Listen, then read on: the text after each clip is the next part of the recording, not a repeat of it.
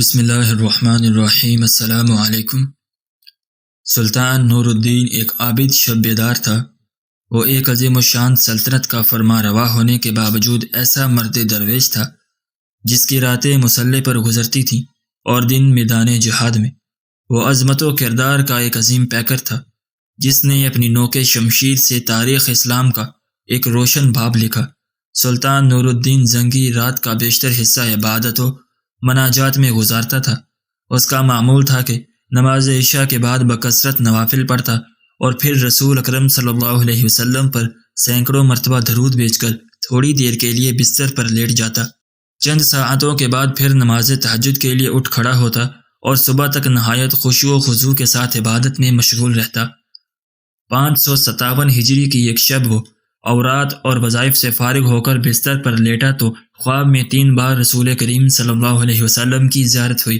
بعض روایتوں میں ہے کہ سلطان نے متواتر 3 رات حضور صلی اللہ علیہ وسلم کو خواب میں دیکھا۔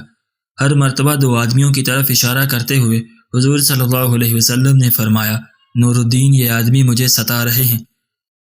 ان کے شر کا استحصال کر نور الدین یہ خواب دیکھ کر سخت مضطرب ہوا۔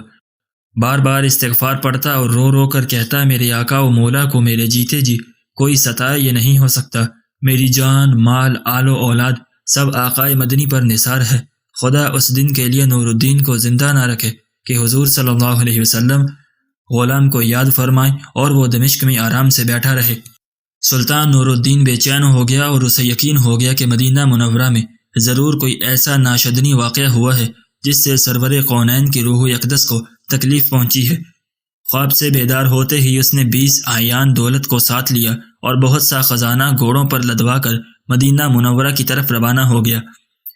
اہل دمشق سلطان کے یکایک عازم سفر ہونے سے بہت حیران ہوئے، لیکن کسی کو معلوم نہ تھا کہ اصل بات کیا ہے۔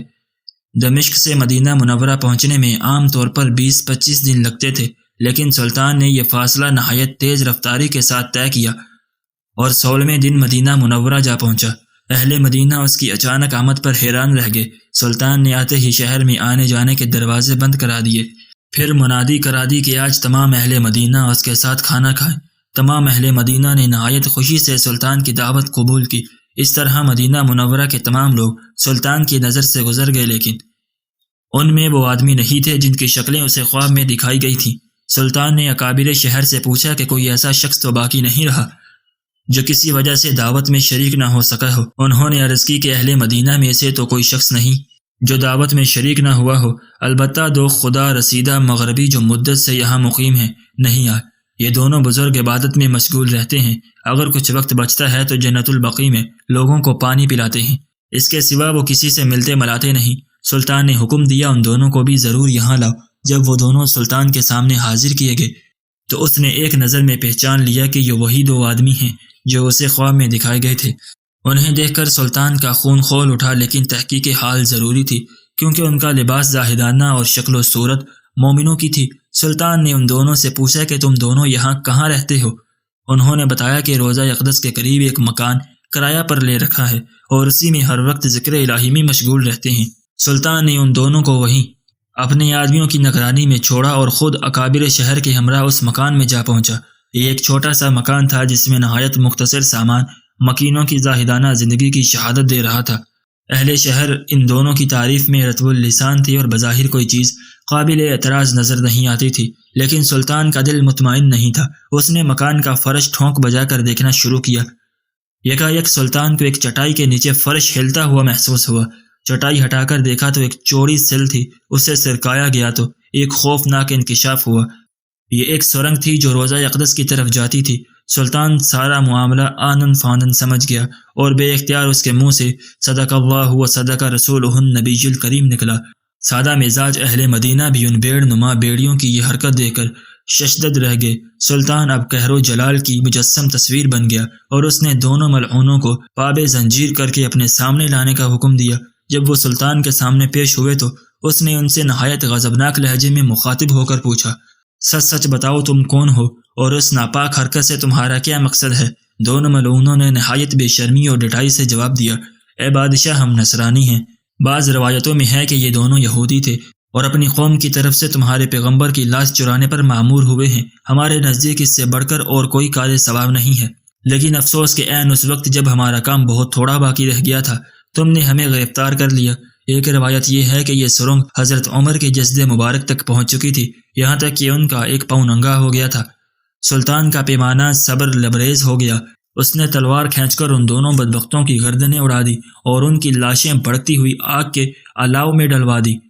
یہ کام انجام دے کر سلطان پر رقت طاری ہو گئی اور شدت غریہ سے اس کے گگی بن گئی۔ وہ مدینہ منورہ کی گلیوں میں روتا گھومتا اور کہتا تھا، زہ نصیب کے اس خدمت کے لیے حضور صلی اللہ علیہ وسلم نے اس غلام کا انتخاب فرمایا۔ جب ذرا قرار آیا تو سلطان نے حکم دیا کہ روضہ نبوی صلی اللہ علیہ وسلم کے گرد ایک گہری خندق کھودی جائے اور اسے پگھلے ہوئے سیسے سے پاٹ دیا جائے۔